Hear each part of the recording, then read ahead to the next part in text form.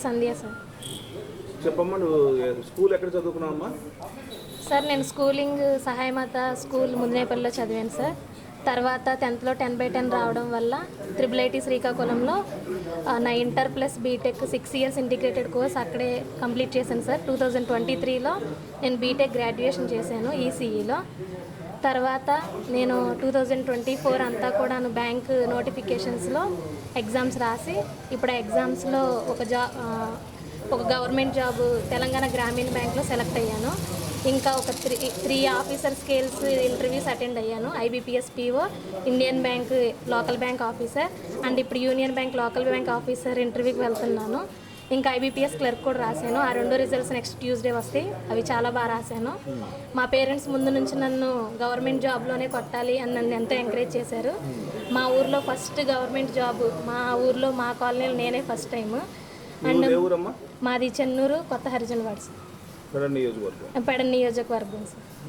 నాకు మా పేరెంట్స్ ఎంతగానో సపోర్ట్ చేశారు. మా ఫాదర్ వచ్చి ఫార్మర్, మా అమ్మ ఇంట్లో హౌస్ వైఫ్, నాకు ఒక చెల్లి ఉంది. మా పేరెంట్స్ నాకు ఎంతో హెల్ప్ చేయడం వల్ల నేను శ్రీధర్స్లో కోచింగ్ తీసుకున్నాను లాస్ట్ ఇయర్. ఇంకా కోచింగ్తో ఇంకా కంటిన్యూస్గా కన్సిస్టెన్సీతో ప్రిపేర్ అయ్యాను.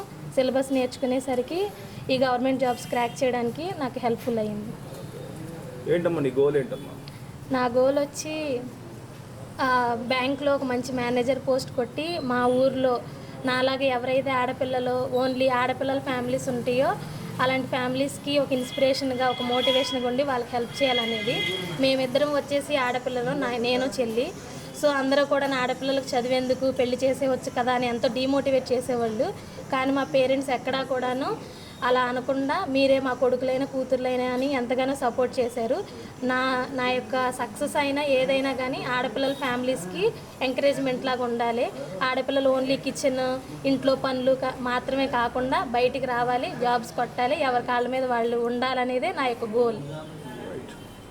నమస్తే ఫ్రెండ్స్, నేను మీ రూపిణి. మీ అందరూ చాణక్య ఛానల్లో వీడియోస్ చూస్తున్నారు కానీ వాటికి లైక్ చేయట్లేదు అండ్ సబ్స్క్రైబ్ చేయడం మర్చిపోతున్నారు. మీరు కనుక చాణక్య ఛానల్కి సబ్స్క్రైబ్ చేస్తే మాకు ఇంకా మంచి వీడియోస్ని న్యూసెస్ని చేయడానికి మాకు మోటివేషన్ ఉంటుంది. Thank you and don't forget to subscribe Chanakya channel.